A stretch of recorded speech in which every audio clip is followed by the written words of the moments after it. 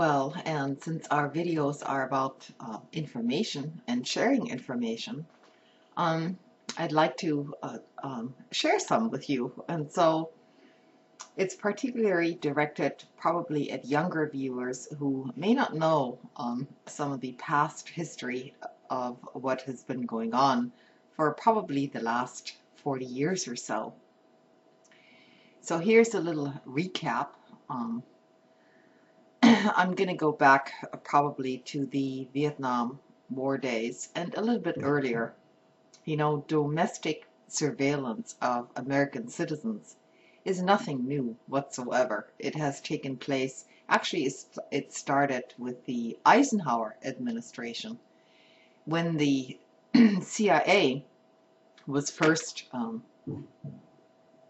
established, as a matter of fact. And back then it was done clandestinely, but it didn't have a very large scope. But during the Vietnam War days, it became much larger, and it was basically sanctioned by our establishment in political circles, and particularly, of course, within the FBI and the CIA.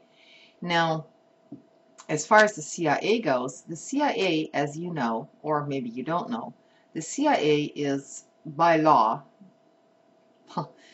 forbidden from spying or recording or doing any kind of covert activities against American citizens. But this has been going on for a very long time, and so dating back to the Vietnam War days, the protesters, once the protests actually started in earnest, many citizens were surveilled, and dossiers on citizens were built up. Probably, from what I read, 300,000 citizens were individually surveilled. Now, 300,000 people out of millions, of course, isn't that many when you think about it. Nowadays, of course, the technology is a little bit more intrusive, and it can be intimidating, I think, for many people who would like to speak out and so on, because lots of data is collected on all of us. The key to the whole thing is this: you have to remember that that data needs to be interpreted by someone, and not everybody is going to get caught in the net, so to say, in the CIA net. Now, I don't know, I don't know about the FBI, because the FBI is actually authorized to do these activities in certain circumstances. Not the CIA, however. And so this pertains to the history of the CIA in the United States. It's going to be a long video, I can tell. So so this goes back to the Vietnam War days here for our younger viewers who may not have ever heard about this. As campus anti-war protests activities spread across the nation, the CIA reacted by implementing two new domestic programs. The first was Project Resistance, and it was designed to provide security to CIA recruiters on college campuses. And the second one was something else. It was called Chaos, and it had a much broader implication.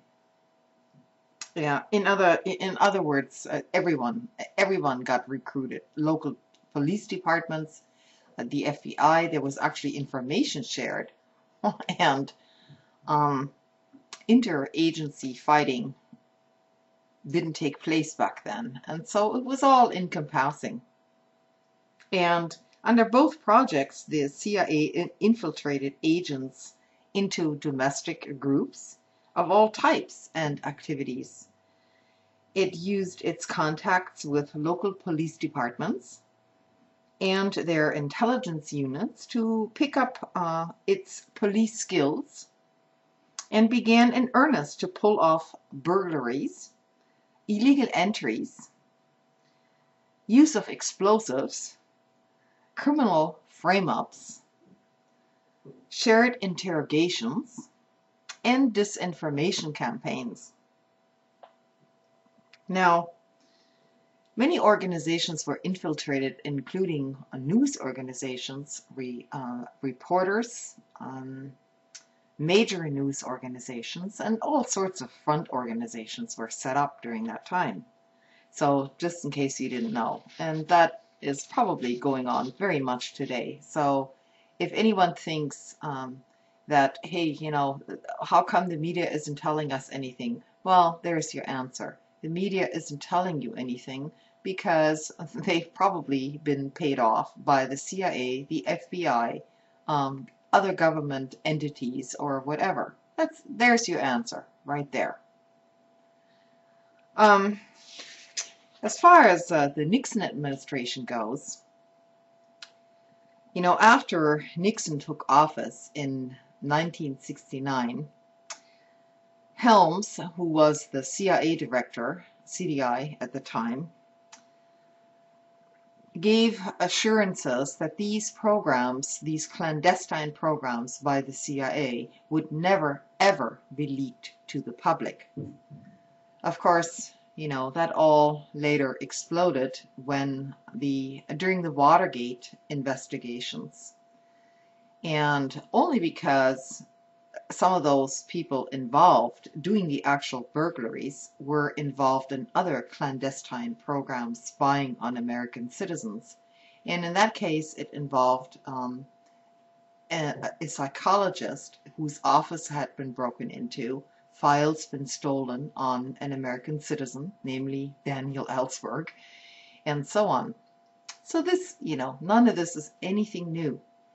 And so take it with a grain of salt when people try to intimidate you by saying, well, you know, you're surveilled now, and everything you do is online, and we have to be so scared, and it's all happened before.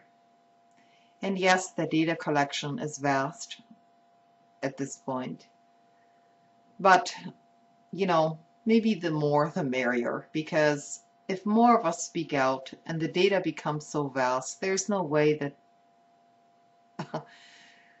560 CIA agents in one state can analyze all the data. And believe me, these people are analysts. You know, they try to look at things and